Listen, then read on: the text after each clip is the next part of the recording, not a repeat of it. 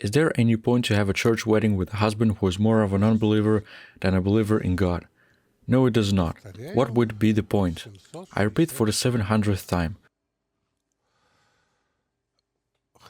A Christian marriage is fundamentally different from all other types of marriages, which are often about things like, I want a white dress, I want a wedding that is no less than my friend's, she had 100 guests, I want rings, a big white car, this and that, I want my friends to be jealous, or I want to be happy.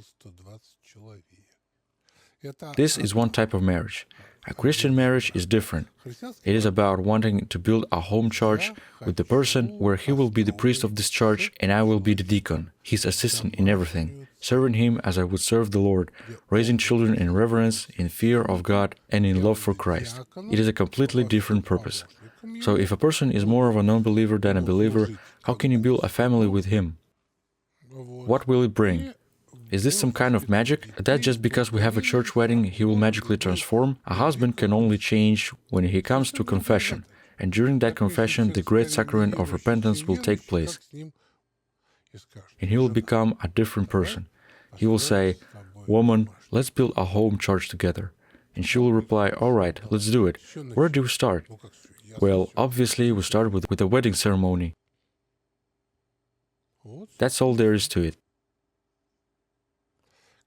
Baptism, church marriages, funeral rites, monastic vows, and communion are not magical acts. From the church side, they are bestowal of divine grace upon a person, but from the person's side, they require the acceptance of God's grace through repentance, which transforms a person. But how can a non-believer be transformed?